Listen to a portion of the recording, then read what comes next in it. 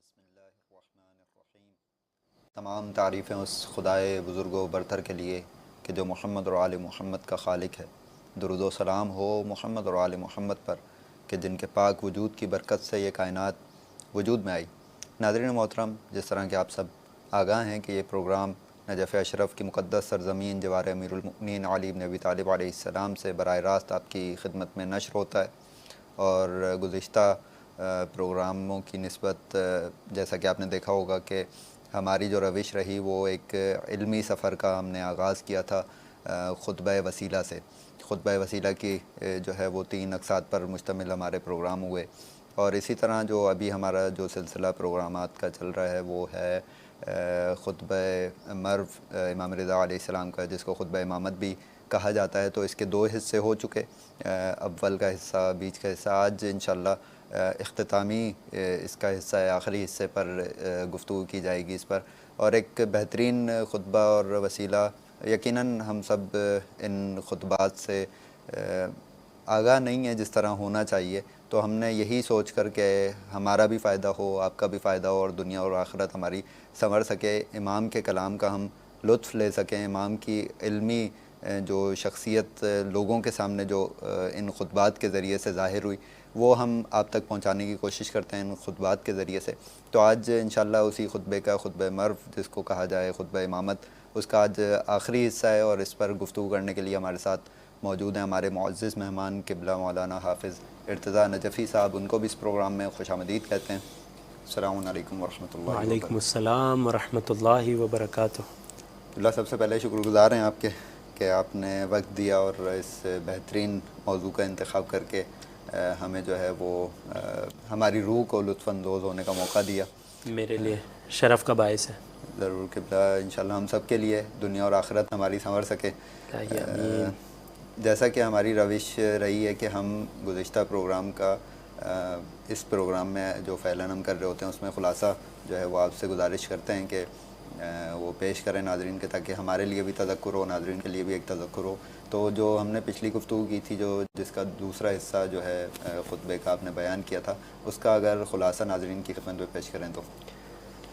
اعوذ باللہ من الشیطان الرجیم، بسم اللہ الرحمن الرحیم، الحمد للہ والصلاة والسلام علی اہلہا واللعنۃ الدائمۃ علی اہلہ، صلوات اللہ وسلامہ علیک یا امیر المؤمنین۔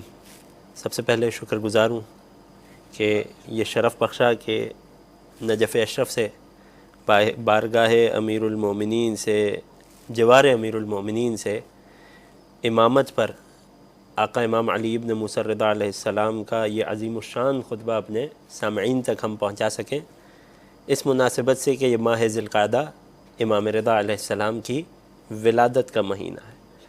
خطبہ مرو، خطبہ امامت کا بیان جاری تھا۔ گزشتہ 2 گفتگو کو اگر سمیٹا جائے تو جب ایک شخص نے آ کر مرو نامی شہر میں امام سے سوال کیا کہ مولا، لوگ مسجد میں امر امامت پر بات کر رہے ہیں، اس سوال کے جواب میں کہ لوگ مختلف آراء کا اظہار کر رہے ہیں، اپنی اپنی عقل لڑا رہے ہیں، اپنے اپنے ذہن سے دلیلیں لگا رہے ہیں، فتوے دے رہے ہیں، امامت پر اپنی اپنی رائے کا اظہار کر رہے ہیں، تو امام نے اس بات کے جواب میں اس راوی کو اور وہاں موجود افراد کو امامت کی حقیقت سمجھانا چاہیے، اور اس حقیقت کو سمجھانے کے لیے امام نے، کہ جو خود قرآن ناطق ہیں، کہ جو معل قرآن ہے، کہ جو مفسر اور مبین قرآن ہے، انہوں نے تاکہ غیروں پر، مخالفوں پر بھی قاعدہ الزام جاری کیا جا سکے، اور جس دلیل کو وہ مسلم مانتے ہیں اس کے ذریعے انہیں ان پر حق کو ثابت کیا جائے، امام نے اس خطبے کی ابتدا بھی، اور ابھی انشاءاللہ آج جب ہم اس کو سمیٹیں گے تو ہمارے ناظرین دیکھیں گے کہ اس خطبے کا اختتام بھی قرآن کی آیات پر کیا۔ درمیان میں امام نے امامت کے مقام، امامت کے اوصاف اور پروردگار کی جانب سے امامت کو عطا کردہ فضیلتیں اور خصوصیات کہ جو اس امام سے، جو اللہ کی جانب سے قرار دیا جاتا ہے، اس سے خاص ہوا کرتی ہیں، انہیں بیان کیا۔ امام نے حضرت ابراہیم سے بات کا آغاز کیا قرآن میں، جنہیں اللہ نے امامت کا منصب دیا، پھر ابراہیم سے قرآن نے ہی بیان کیا کہ ابراہیم سے یہ امامت ان کی آل میں گئی، اور امام نے آگے فرمایا کہ ان کی آل میں افضل ترین ہستی حضرت محمد مصطفیٰ صلی اللہ علیہ وآلہ وسلم تک پہنچی، رسول اللہ نے امیر المؤمنین کو عطا کی، اور پھر یہ امامت امیر المؤمنین کی نسل میں آنے والی اولاد رسول میں محصور ہو گئی، اور یہ امام نے امامت کا پورا تعارف اور ہسٹری بتائی۔ پھر امام نے امامت کا عہدہ اور رتبہ بتایا۔ اب اس میں جو گزشتہ ہفتے کی گفتگو تھی کہ امام نے امامت کو کائنات کی مختلف ظواہر، اگر ہم نے پچھلی بار تعبیر استعمال کی تھی، مختلف آیات آفاقی اور آیات انفسی سے مثال دے کر امامت کو لوگوں کے لیے سمجھایا، کسی حد تک ان کے ذہن کے قریب کرنا چاہا کہ یہ امام شفیق ترین بھی ہے تم سے اپنے تعلق اور اپنے ارتباط میں، مگر وہیں یہ امام اتنا بلند ہے، جو امام کا لفظ تھا کہ ایسے سورج کی مانند ہے، المجلل فی رابعۃ النہار، کہ جو دن کو روشن کر رہا ہو، تمام مخلوق کو روشنی پہنچا رہا ہو، مگر کوئی آنکھ اس کی طرف نہیں دیکھ سکتی، نہ کوئی ہاتھ بڑھا کر اس کو پا سکتا ہے۔ تو یہ امام نے امامت کے رتبے کو بھی بتایا اور امام کا رعایا کے ساتھ تعلق بھی ان مثالوں کو دے کر آشکار کیا۔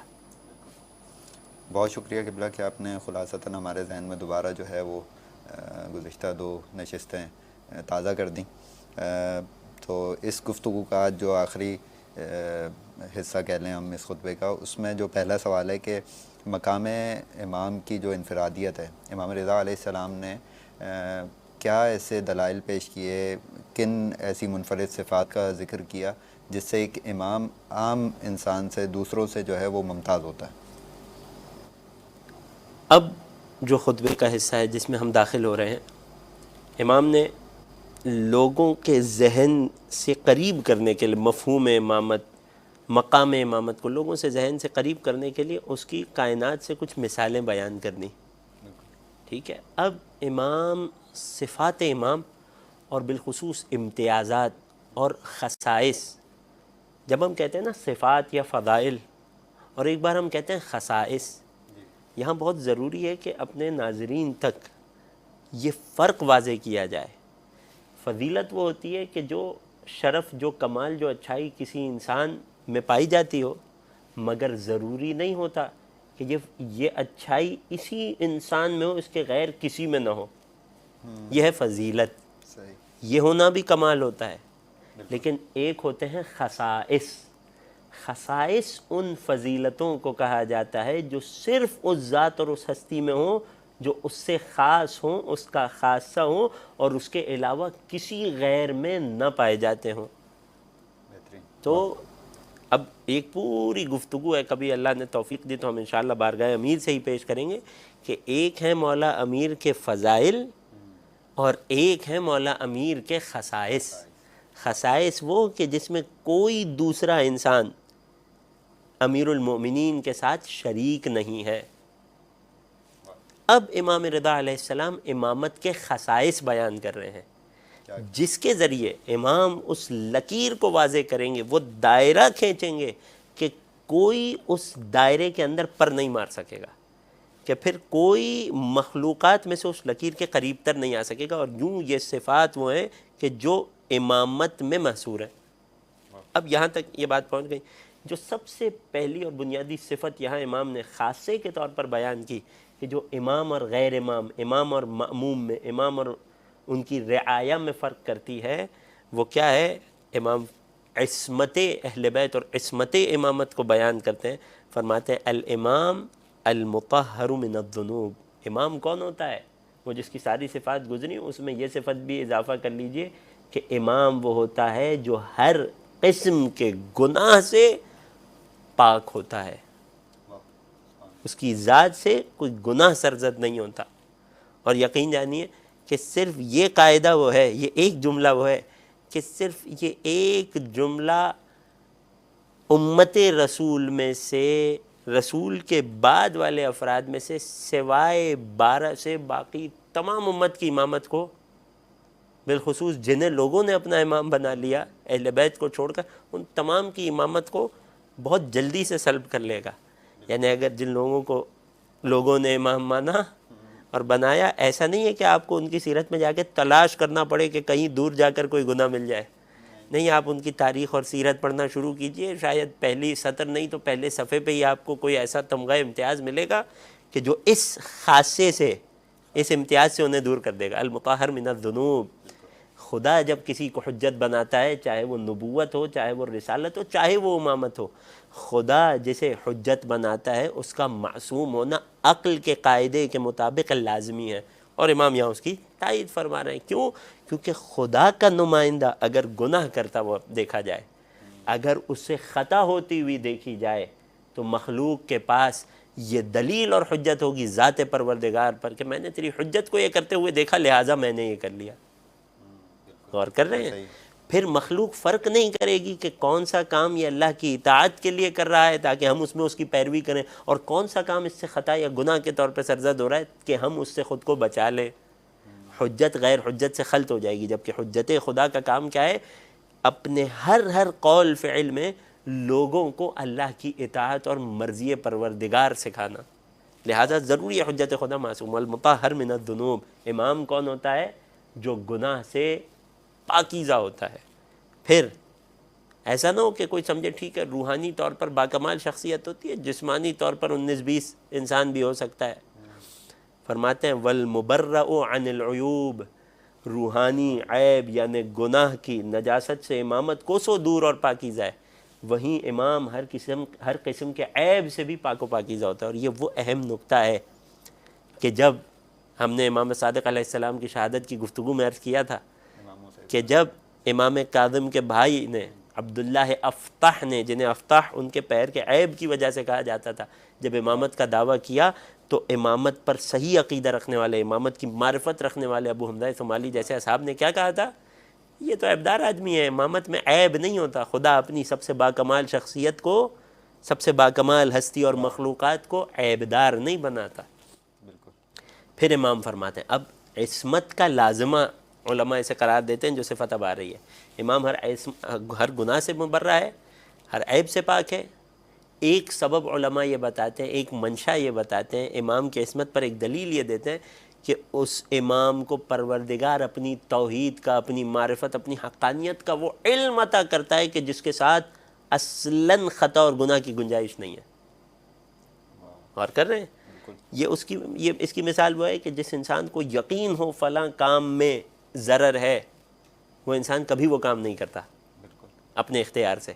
اور کر رہے ہیں؟ لہٰذا امام وہ صفت لے کر آئے اور اس کی تفصیل بیان کی جو عصمت کا لازمہ سمجھی جاتی ہے، جو عصمت کا منشا یا عصمت کی ایک بنیاد سمجھی جاتی ہے. وہ کیا ہے؟ علم امامت. فرماتے ہیں المخصوص بالعلم. امام کون ہوتا ہے؟ جو علم سے خاص کر دیا جاتا ہے.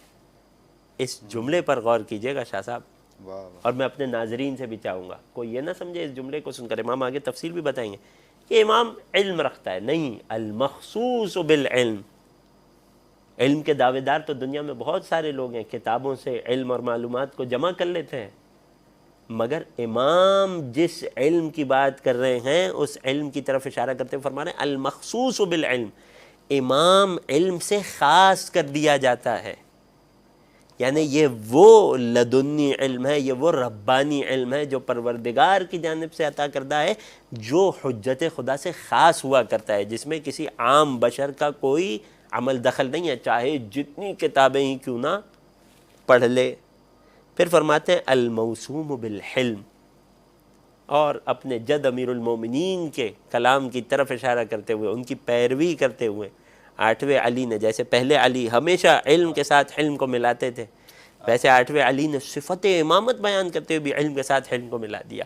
وہ امام وہ ہوتا ہے کہ جو علم سے خاص کر دیا جائے اور جس کی نشانی حلم و بردباری ہو.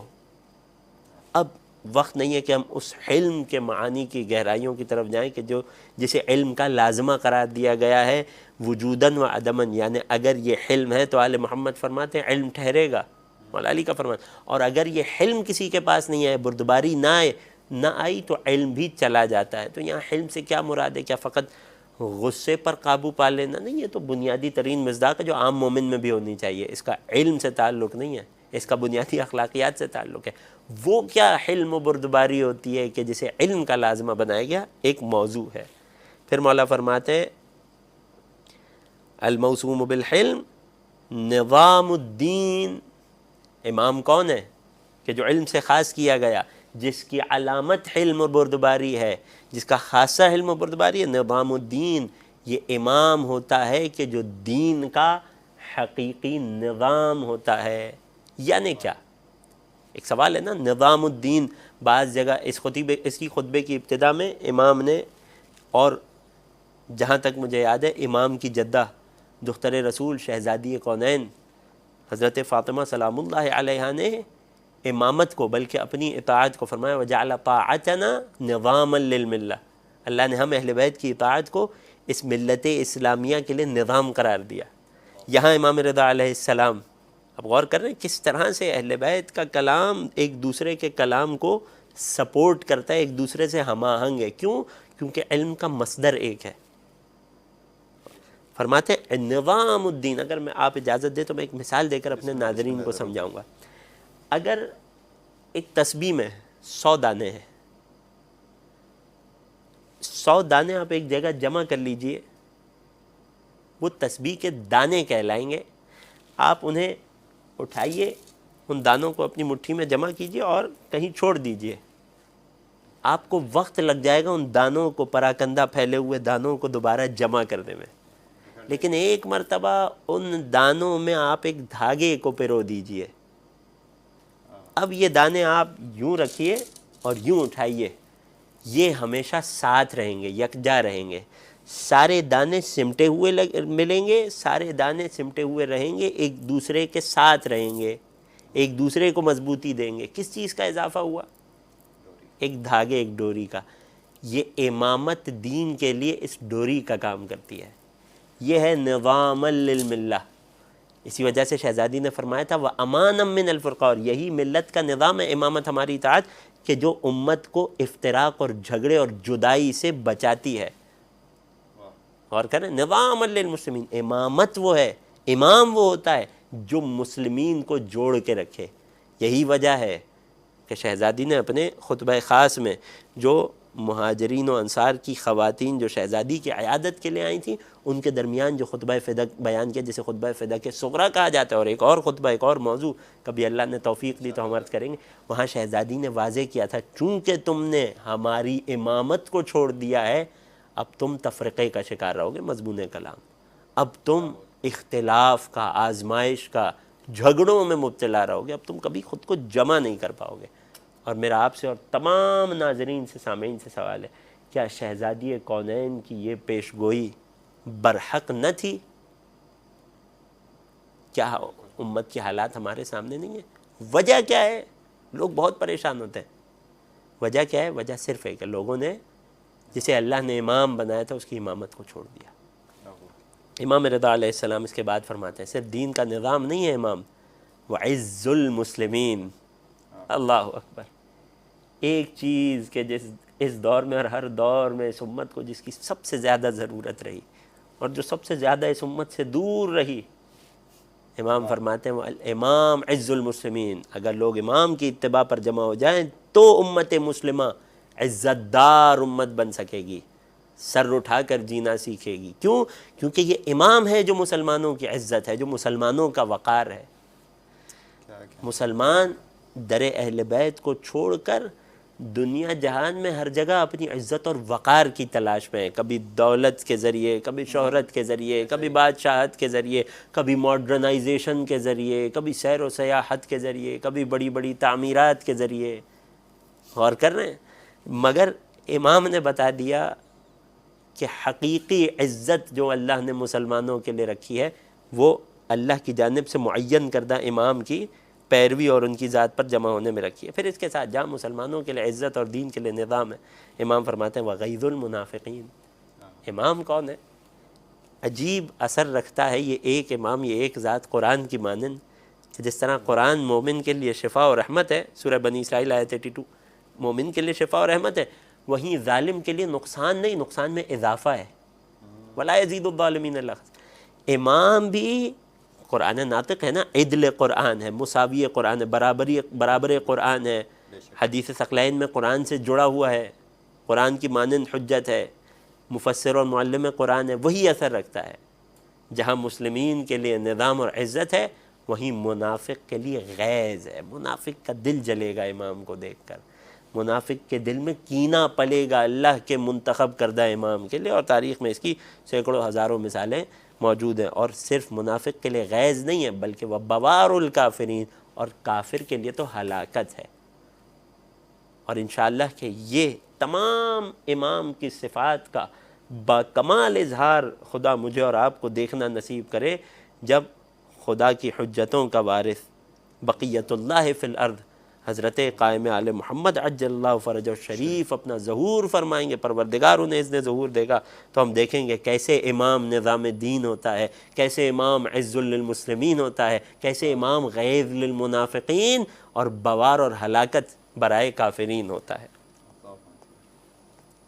قبلہ، جیسے کہ تیسری صفت جو آپ نے بیان کی علم خدا کے علم سے خاص ہوتا ہے، تو اسی کو بڑھاتے ہوئے سوال یہ ہے کہ امام کے علم کا تعلق جو ہے، اس کا اصل منبع اور مصدر آپ نے تھوڑا سا اشارہ تو کیا اس طرف، لیکن ہم تفصیلاً جاننا چاہیں گے کہ امام کا جو علم ہوتا ہے وہ آیا کسبی ہوتا ہے یا کچھ کسبی ہوتا ہے، کچھ لدنی ہوتا ہے؟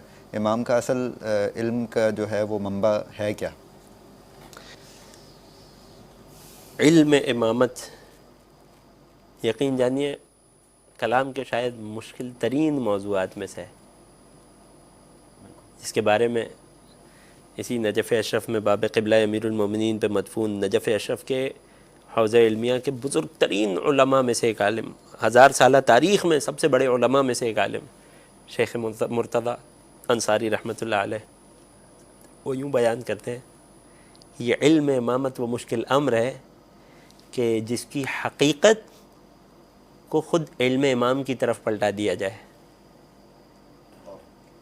یعنی ہمارے لیے طے کرنا ممکن نہیں ہے۔ میں ناظرین تک وہ جملے پہنچا دیتا ہوں کہ جو امام نے یہاں اس موقع پر اس ایک خطبے میں علم امامت کے اظہار میں فرمایا، ورنہ طویل و عریض ابحاث ہیں، ائمہ کی کلام میں بہت کچھ ملتا ہے علم امامت پر، قرآن کی بہت سی آیتوں میں علم امامت کو واضح کیا گیا وغیرہ وغیرہ۔ مگر خلاصہ کروں، اگر جو اس خطبے میں مولا نے بیان فرمایا کہ امام اور عام آدمی امتی کے علم کو کبھی کمپیئر نہ کیا جائے، کیوں؟ کیونکہ امتی کا علم ہے کسبی، واللہ یخرجکم من بطون امہاتکم لا تعلمون شیئا، سورہ نحل کی آیت کہ اللہ تمہیں شکم مادر سے دنیا میں اس عالم میں لاتا ہے، ایک چیز کا علم نہیں رکھتے تم۔ یہ ہے عام انسان، ہم سب کی بات۔ دنیا میں آتا ہے، کتابیں پڑھنا شروع کرتا ہے، علم کسب کرتا ہے، علم حاصل کرتا ہے، علم کماتا ہے، علم کی تلاش کرتا ہے۔ اس کے مقابلے میں امام اور حجت خدا کا علم وہبی ہوا کرتا ہے، علم لدنی جسے کہتے ہیں، یعنی خدا اپنے پاس سے انہیں علم دیتا ہے، انہیں ہبہ فرماتا ہے علم، لہٰذا اس علم کو وہبی کہا جاتا ہے۔ خدا انہیں علم دے کر اس دنیا میں بھیجتا ہے، اور یہی امام رضا علیہ السلام تھے کہ جب ایک شخص نے آ کر پوچھا، مولا قرآن میں اللہ فرماتا ہے، سورہ نحل کی سے آیت کی تلاوت کی، شکم مادر سے اس عالم میں آئے، کچھ نہیں جانتے، وہ فرمانے لگے صدق اللہ فی جمیع اقوالہ، اللہ اپنے ہر قول میں سچا ہے۔ مولا تو پھر آپ آل محمد کا کیا؟ فرمایا یہ آیت تم جیسوں کے لیے نازل ہوئی۔ مولا پھر آپ کے لیے کیا؟ فرمایا ہمارے لیے قرآن میں سورہ رحمان میں فرماتا ہے الرحمن علم القرآن خلق الانسان، رحمان وہ ہے کہ جس نے پہلے قرآن کی تعلیم دی، بعد میں انسان کو پیدا کیا۔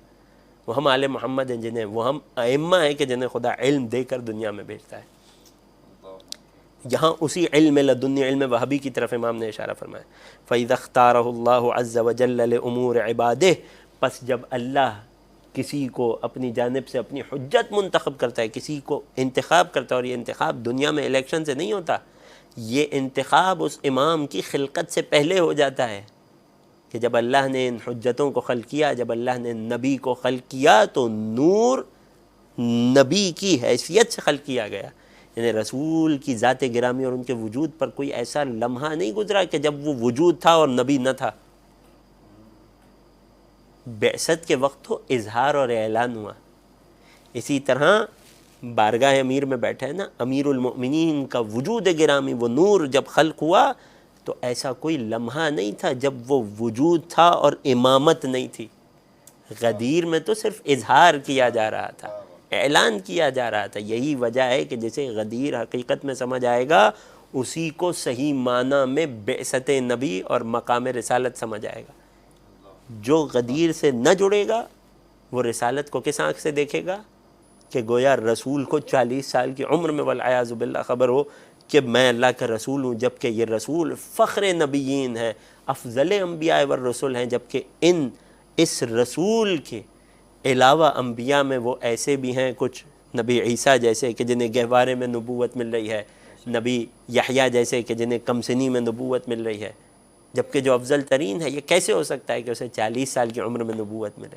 امام فرماتے ہیں فَإِذَا اخْتَارَهُ اللَّهُ، جب اللہ امام کو چن لیتا ہے تو کیا ہوتا ہے لِأُمُورِ عِبَادِهِ، اپنے بندوں کے امور کے لیے، ان رعایا کی ہدایت و رہنمائی کے لیے، شرح صدرہ لذالک، امام کے سینے کو کشادہ کر دیتا ہے اس ذمہ داری امامت کے لیے، سینے کو کشادہ کر دیتا ہے. پھر وہی بات کہ قرآن کو در اہل بیت کے علاوہ سے لیں گے تو الم نشرح لک صدرک جو رسول کی فضیلت ہے والعیاذ باللہ وہ ایسی دکھائی دے گی کہ گویا کوئی آپریشن کیا گیا ہو کسی فرشتے کی جانب سے، جبکہ شرح صدر سینے کو کشادہ کر دینا، یعنی جتنا پروردگار چاہے اتنا علم انسان کے قلب میں اتر آنا، یہ ہے شرح صدر. اور یہ رسول اور اہل بیت کی فضیلت ہے.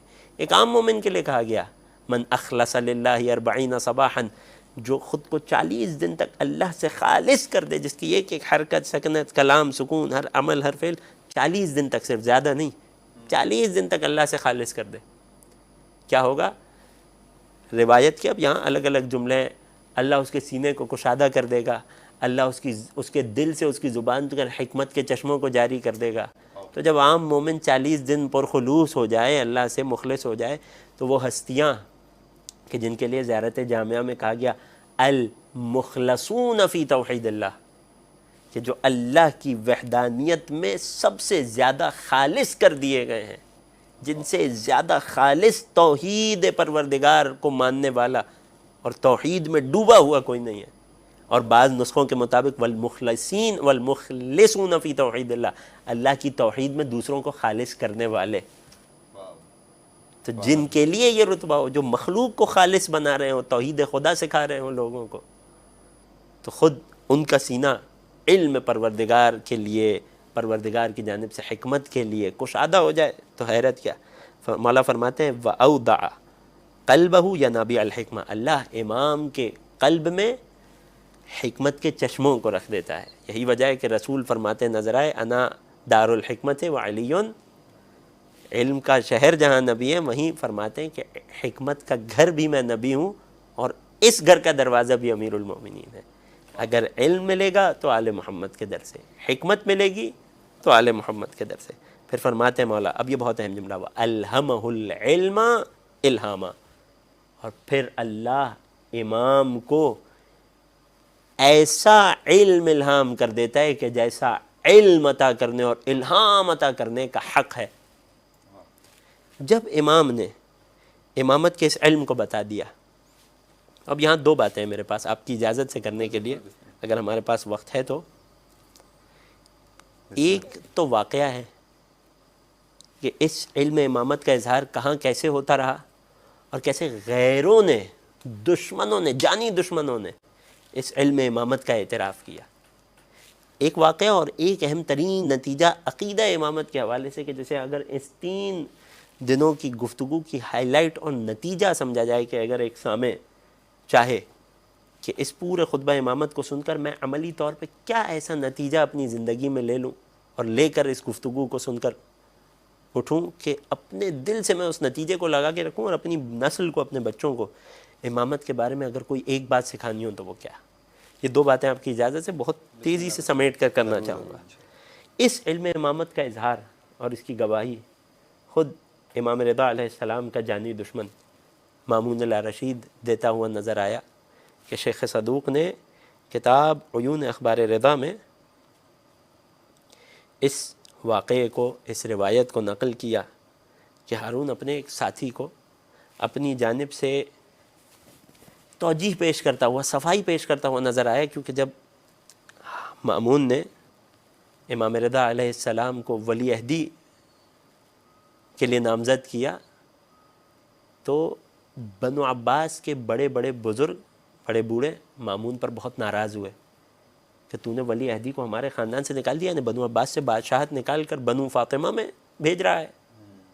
تو یہ لوگوں کے دل میں ایک اور حسد در حسد پیدا ہوا. تو وہاں ایک شخص کو قائل کرتے ہوئے مامون اپنا یہ واقعہ نقل کرتا ہے، تنہائی میں لے جا کر کہتا ہے کہ لوگ مجھ پہ اعتراض کرتے ہیں کہ میں نے علی ابن موسیٰ الرضا کو کیسے اس امر کے لیے نامزد کیا، نے اپنی ولی عہدی کے لیے. اچھا، کسی کے ذہن میں امام کے دشمن کے لیے سافٹ کارنر نہ پیدا ہو. یہ کچھ اقرار ہوا کرتے ہیں جو بعض نازک مرحلوں میں خدا اپنے بعض بدترین دشمنوں کے منہ پر بھی لے آتا ہے، بعض سچائیوں اور حقیقتوں کا اظہار. تو مامون کہتا ہے ایک روز میں آقا علی ابن موسیٰ الرضا کے پاس گیا اور میں نے امام کے سامنے اقرار کیا کہ آپ آل محمد کا یہ دعویٰ ہے. اب یہ زبان ہے، میں روایت کے لفظ یہاں نہیں بیان کر رہا وقت کی وجہ سے.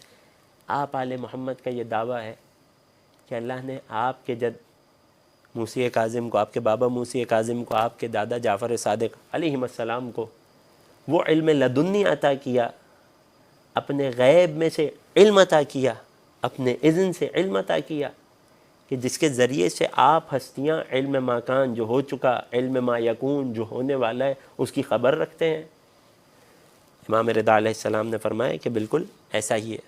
کہنے لگا فرزند رسول مجھے آپ سے ایک حاجت ہے، آپ کے علم سے ایک حاجت ہے. کیا حاجت ہے؟ کہنے لگا میری کنیزوں میں سے ایک کنیز ہے کہ جو میرے دل کے بہت قریب ہے اپنے حسن و جمال کی وجہ سے. اب یہ دیکھیے کہ امت مسلمہ کا حاکم اور ہم غم کیا ہے. جب بھی مجھے اس سے اولاد ہونے والی ہوتی ہے تو وہ بچہ ساقط ہو جاتا ہے، مر جاتا ہے. میں چاہتا ہوں کہ آپ مجھے بتا دیں اور میرے لیے اور اس کے لیے دعا کر دیں کہ خدا مجھے اس سے اولاد عطا کر دے اور وہ اولاد زندہ رہ جائے. اب امام رضا علیہ السلام نے علم امامت کا اظہار کیا اور اس سے مخاطب ہو کر فرمایا، اب امام اسے خبر دے رہے ہیں.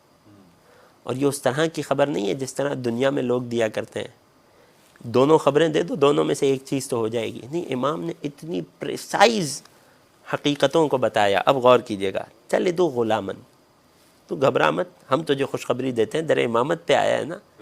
امامت اتنی سخی اور کریم ہوتی ہے کہ اپنے در پہ آنے والے کو اگر دین لینے کے، آخرت لینے کے لائق نہ بھی ہو تو بھی دنیا ضرور عطا کر دیا کرتے ہیں. یہ کرم ہے آل محمد کا کہ جو حقدار ہو اسے بھی دیتے ہیں، جو حقدار نہ ہو اسے بھی عطا کرتے ہیں. اور یہی ائمہ نے ہمیں سکھایا. مولا نے اسے خوشخبری دی، تلد غلامن اشبہ الناس بامہ، تو اس کے حسن و جمال سے بہت زیادہ متاثر ہے نا. ان قریب یہ تیرے لیے اس کے ہاں ایک بیٹے کی ولادت ہوگی تجھ سے کہ جو اپنی ماں سے سب سے زیادہ مشابہ ہوگا، یعنی حسین و جمیل ہوگا. یوں اللہ تیری یہ خواہش پوری کرے گا. وَيَكُونُ لَهُ، اب یہ تو یہاں تک تو وَلَعِيَاذُ بِاللَّهِ فرض کرتے ہیں، کوئی بھی کہہ سکتا ہے کہ دو میں سے ایک امکان تھے، یا بیٹا ہوتا ہے یا نہیں ہوتا. امام نے خبر دے دی. نہیں، یہاں تک بات نہیں ہوئی. فرماتے ہیں وَيَكُونُ لَهُ خُنْصُرٌ زَائِدَةٌ فِي يَدِهِ الْيُمْنَى، اور جو بچہ تجھے پیدا ہوگا اس کے دائیں ہاتھ میں ایک انگلی اضافی ہوگی. ہم اگر تو پریشان نہیں ہو، حسن و جمال ہے نا، وہ ایک اضافی انگلی اتنی نمایاں نہیں ہوگی کہ اس کے حسن و جمال میں عیب کا باعث بنے. کون سے ہاتھ میں؟ دائیں ہاتھ میں. پھر فرماتے ہیں اور اس کے بائیں پیر میں بھی اس کی ماں کی مانند ایک انگلی زیادہ ہوگی.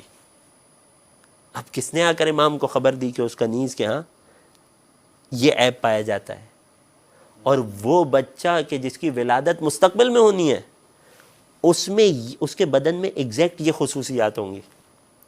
یہ وہی کر سکتا ہے جسے پروردگار نے، جسے شرح صدر عطا کیا ہو، جس کے قلب میں علم وہبی کو اتارا ہو، جسے پروردگار نے اپنے علم کا امانت دار، اپنے علم کا خزانت دار بنایا ہو. جیسا کہ زیارات اہل بیت کے جملے ہیں، جسے اللہ نے عیبۃ علم اللہ، اپنے علم کا ظرف قرار دیا ہو، کہ گویا کہ لوح محفوظ پڑھ رہا ہے اور مامون کو خبر دے رہا ہے کہ مستقبل میں یہ ہونے والا ہے.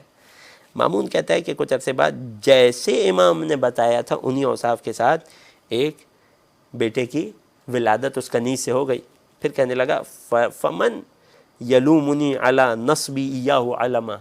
تو اب اس واقعے کے بعد کیسے کوئی مجھ پر ملامت کرے کہ میں نے علی ابن موسیٰ الرضا کو اپنا ولی عہد بنا دیا.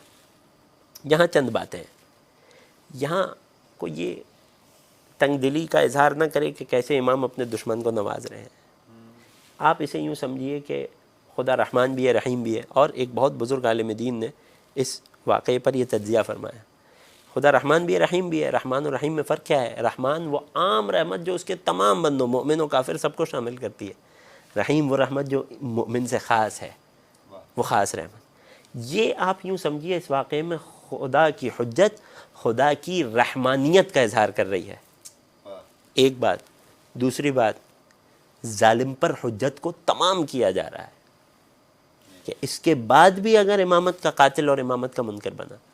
دوسرا مسئلہ، اس حیثیت کا جو ہستی اس کے سامنے بیٹھی تھی، اس کے بعد بھی یہ گمان کر رہا ہے کہ میں نے انہیں بنایا ہے، میں نے انہیں چن لیا ولی عہد، میں نے انہیں منتخب کیا. یہ ہے وہ امام کے خطبے کے ابتدائی جملے کی تفسیر، خدعوا عن آرائہم.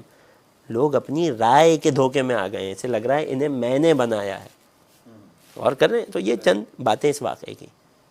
اب آئیے وہ اہم ترین حصہ اس خطبے سے اگر کوئی ایک مرکزی خیال لیا جائے، کوئی ایک سمری لی جائے، کوئی ایک نتیجہ، کہ ہم اس بات کو آج کے دور میں بالخصوص اس حساس دور میں، اس فتنوں اور ظلمتوں اور آزمائشوں کے دور میں میک شور کریں کہ ہم اپنی نسلوں کو صحیح عقیدہ امامت، خالص عقیدہ امامت سکھانا چاہیں، تو وہ کون سا خلاصہ ہے، وہ کون سا نقطہ ہے کہ جو ہمیں ضرور اپنے بچوں اور اپنی آنے والی نسلوں تک پہنچانا ضروری ہے. اور وہ نقطہ اور وہ عقیدہ امامت، امام کے یہ جملے ہیں جو امام نے ایک موقع پر اپنے خطبے میں فرمائے، جو عملی طور پہ سب سے اہم نتیجہ ہے عقیدہ امامت کا. وہ کیا ہے؟ الامام واحد دہرہ. امام دہر میں یکتا اور یگانہ ہوا کرتا ہے.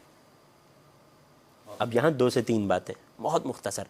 کوئی یہ گمان نہ کرے کہ جس طرح لوگ اللہ کو والعیاذ باللہ، اللہ کو جس طرح واحد کہتے ہیں، احد کہتے ہیں، ہم لوگ امام کو احد کہہ رہے ہیں. نہیں، یعنی کیا مطلب؟ یعنی مخلوق پروردگار میں کوئی اس کا ثانی نہیں ہے، کہ اسی کے خالق اللہ عز و جل نے اسے ایسا بنایا ہے. عباد مکرمون ہے، یہ قرآن میں نے اس طرح بیان کیا، اللہ کی جانب سے جن بندوں کو زیادہ تکریم دی گئی، عزت سے نوازا گیا. اور اگر کسی کے ذہن میں یہ سوال اٹھے کہ اللہ نے انہیں کیوں نوازا، مجھے کیوں نہیں نوازا، اس کا جواب بھی اللہ قرآن میں دے چکا. ام یحسدون الناس علی ما آتاہم اللہ من فضلہ، کہ لوگ لوگوں سے اس پر حسد کیوں کرتے ہیں جو اللہ نے اپنے فضل سے انہیں نوازا ہے. اور یہ آیت بھی رسول اور آل رسول کے لیے نازل ہوئی. تو نتیجہ اور خلاصہ، الامام واحد دہر، امام اپنے دہر میں، اپنے زمانے میں ایک ہوا کرتا ہے، تنہا. یہ بہت اہم جملہ ہے. لا یدانیہ احد، عدد میں ایک ہونا مراد نہیں ہے صرف، بلکہ صفات اور کمالات میں بھی، امامت کے رتبے اور حجیت میں بھی ایک ہوتا ہے. لا یدانی احد، کوئی اس کے قریب اور نزدیک تک نہیں جا سکتا. ولا یعادلہ عالم، گویا کہ شاید امام قیامت تک کے شبہات کو نگاہ امامت سے دیکھ رہے تھے. اب یہاں امام نے اور دائرے کو خاص کیا. خبردار اگر کوئی زیادہ علم رکھے اور تم اس کے علم سے بہت متاثر ہو جاؤ، تو کہیں ایسا نہ ہو کہ تمہارے ذہن میں وہ امامت کے قریب جانے لگے. کوئی کتنا ہی بڑا علم رکھنے والا ہو، کوئی مرجع ہو، کوئی بڑے سے بڑا عالم و فقیہ ہو، کوئی محقق ہو، کوئی مفسر ہو، کوئی مؤلف ہو، جس کے علم سے تم بہت زیادہ متاثر ہو، تو امام رضا علیہ السلام کے اس جملے کو یاد رکھنا کہ دنیا میں آ کر سیکھ کر علم حاصل کرنے والا اور ہوتا ہے، اور جسے اللہ نے علم عطا کیا ہو وہ اور ہوتا ہے. ولا یعادلہ عالم، کوئی جتنا بھی علم رکھے، کوئی عالم، کوئی علم رکھنے والا امام کے عدل، ان کی برابری پر نہیں آ سکتا. پھر فرماتے ہیں ولا یوجد منہ بدل، امام کا کوئی بدل نہیں ہو سکتا جو امام کو سبسٹیٹیوٹ کر دے، امام کی جگہ آ جائے. بالخصوص زمانہ غیبت میں یہ بات اور زیادہ اہم ہو جاتی ہے. ایسا نہ ہو کہ زمانہ غیبت میں فتنوں اور آزمائشوں کی وجہ سے میرے قلب پہ مایوسی چھا جائے اور وہ سولس یا وہ چھاؤں جو اللہ نے میرے لیے امامت کے سائے میں رکھی ہے، میں اس چھاؤں کی تلاش میں کہیں اور نکل جاؤں، امامت کے در کو چھوڑ کر کسی اور در کے طرف دیکھنا شروع کروں اور اس سے امید لگا لوں کہ اس سے میرے عقیدے کو، میرے دل کو سایہ ملے گا۔ پھر مولا فرماتے ہیں وَلَا لَهُ مِثْلٌ وَلَا نَدِيدٌ، امامت کی اور امام کی زمانے میں کوئی ایک مثال اور کوئی ایک نظیر نہیں ہوا کرتی ہے۔ یہ وہی عقیدہ ہے جسے دعائے ندبہ میں بھی بیان کیا، بنفسی انت من عقید عز لا یساوا۔ اے حضرت حجت، چھٹے امام بیان کر رہے ہیں، میں قربان جاؤں آپ پر کہ آپ عزت کے اس مرتبے پر ہیں کہ جس کی کوئی برابری نہیں کر سکتا۔ بنفسی انت من اصیف مجد لا یزاحا، آپ شرافت و کرامت و مجد اور عظمت کے اس مرتبے پر ہیں کہ جس کی کوئی برابری، جس کے کوئی قریب نہیں جا سکتا۔ تو اگر عقیدہ امامت کا نچوڑ پیش کیا جائے تو خبردار غیر معصوم کسی بھی انسان کو کبھی امام کے نزدیک تر، امام کے قدموں کی خاک بھی نہ جانا جائے۔ یہ خلاصہ ہے۔ بہت شکریہ آپ کا۔ ہمارے پاس اصل میں وقت ختم ہو گیا، آخر میں چند ایک باتیں تھیں وہ رہ گئی ہیں لیکن وقت نے ساتھ نہیں دیا، تو انشاءاللہ اگلا کوئی پروگرام ہم اس حوالے سے کریں گے تو اس میں اس کو ضرور ذکر کریں گے انشاءاللہ۔ تو ناظرین، جیسا کہ ہمارا جو ہے یہ خطبہ مرو، خطبہ امامت جو امام رضا علیہ السلام کا تھا اور 3 حصوں میں تقسیم کیا تھا، اور آج اس کا آخری حصہ تھا، اور قبلہ نے بہت ہی بہترین انداز میں آپ تک، ہم تک پہنچایا۔ یقیناً آپ سب مستفید ہوئے ہوں گے، اور اس سے یقیناً آپ نے خصوصاً جو قبلہ نے آخر میں جو جملہ بیان کیا کہ اگر اس پوری خطابت، پورے خطبے کا نچوڑ اگر لیا جائے تو یقیناً امامت کا جو کلام ہے، امام کا جو کلام ہے، کلام الہی ہے، یقیناً اللہ کی طرف سے عطا کردہ ہے۔ تو انشاءاللہ ہم اس علمی سفر کو جاری رکھیں گے، اور اگلا کوئی موضوع انشاءاللہ نیا کوئی موضوع آپ کی خدمت میں لے کر آئیں گے۔ پروگرام کا وقت ختم ہو جاتا ہے، اپنا خیال رکھیے گا۔ السلام علیکم ورحمۃ اللہ وبرکاتہ۔ وعلیکم السلام۔